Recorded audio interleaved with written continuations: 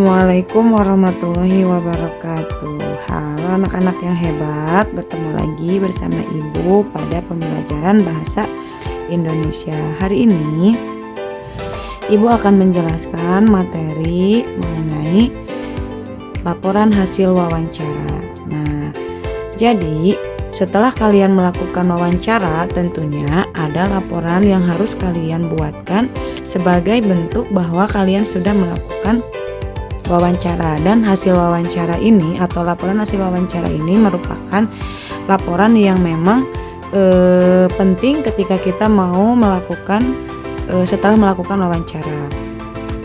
Laporan hasil wawancara itu merupakan teks yang berisi informasi tentang kegiatan wawancara yang sudah dilakukan.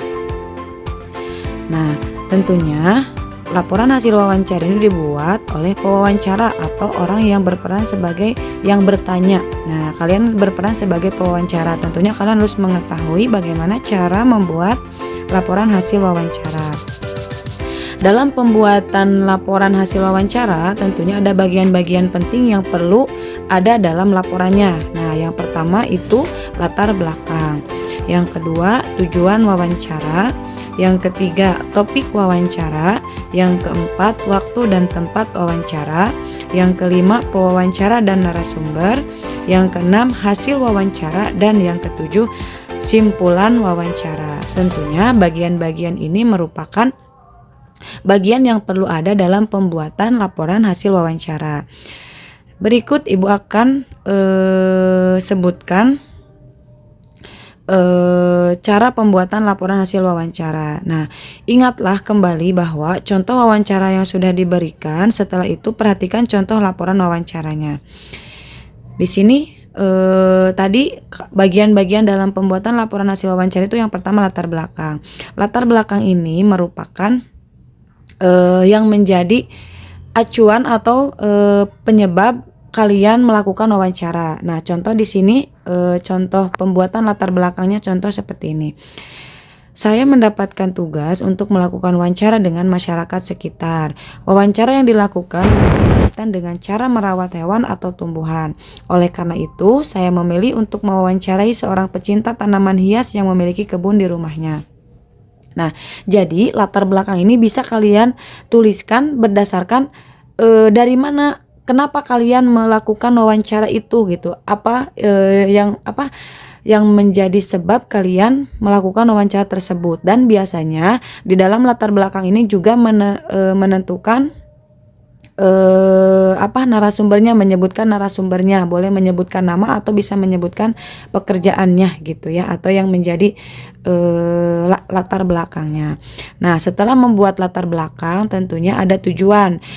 Kenapa harus ada tujuan? Supaya ketika kalian melakukan wawancara itu bisa sesuai dengan arah gitu ya, tidak melenceng, tidak melebar kemana-mana. Nah, tujuan di sini Ibu buatkan contohnya begini, cara penulisan tujuan wawancara. Misalkan, wawancara ini bertujuan untuk menggali informasi tentang pemeliharaan tanaman hias.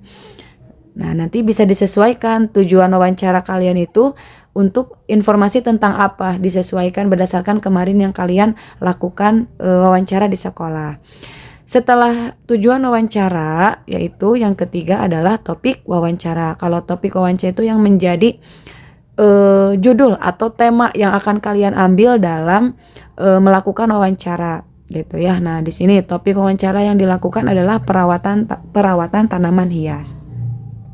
Nah, kalau topik yang kalian buatkan boleh disesuaikan dengan topik yang kalian lakukan ya. Kalau ini hanya contoh. Selanjutnya yang keempat, dalam penulisan laporan hasil wawancara itu adalah waktu dan tempat wawancara. Di sini kalian lampirkan waktunya kapan. Contoh, misalkan di sini waktunya Senin 5 Juni 2023 pukul 3 sampai 4 sore. Kemudian tempatnya kediaman narasumber di Jalan Biru nomor 3 Jakarta. Jadi nanti kalian sesuaikan waktunya kapan, tempatnya di mana pada saat kalian melakukan wawancara. Selanjutnya dalam bagian laporan hasil wawancara itu adalah pewawancara dan narasumber. Nah, tentu kalian tahu kan ya siapa yang bertugas sebagai pewawancara dan siapa yang bertugas sebagai narasumber. Awas jangan sampai tertukar. Pewawancara itu adalah orang yang bertanya atau yang memberikan atau mengajukan pertanyaan kepada narasumber. Sedangkan narasumber adalah orang yang ditanya atau yang memang ingin digali informasinya, itu adalah narasumber. Nah, yang keenam itu adalah hasil wawancara.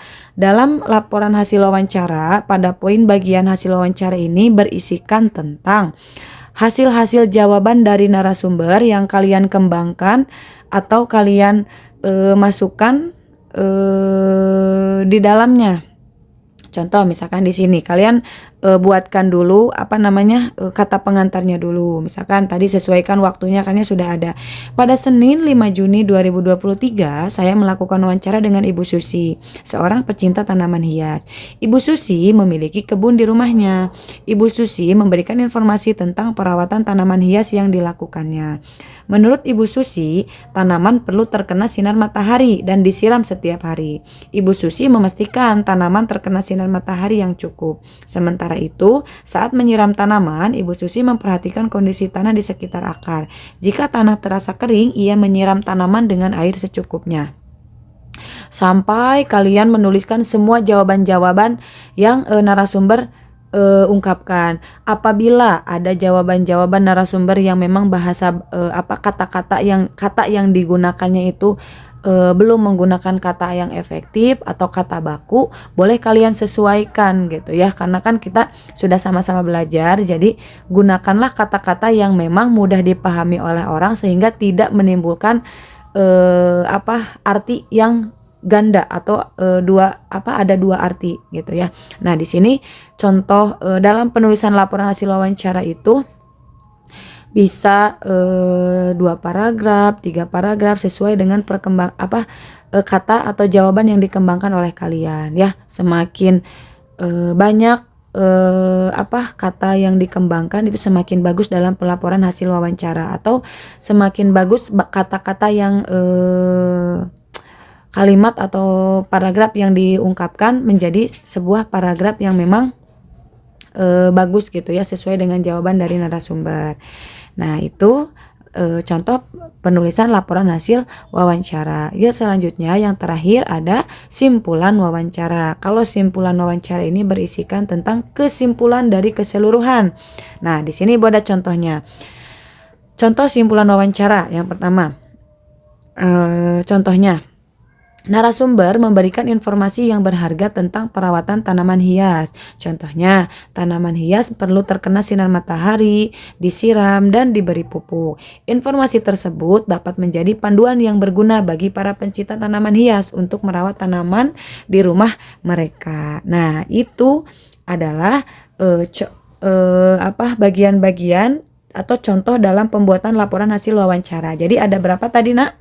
Dalam bagian penulisan laporan hasil wawancara, ya ada 7. Yang pertama ada latar belakang, yang kedua ada tujuan, yang ketiga ada topik wawancara, yang keempat ada tempat dan waktu pelaksanaan wawancara, yang kelima ada pewawancara dan narasumber, yang keenam ada hasil wawancara, dan yang terakhir ada simpulan wawancara. Ini merupakan bagian-bagian yang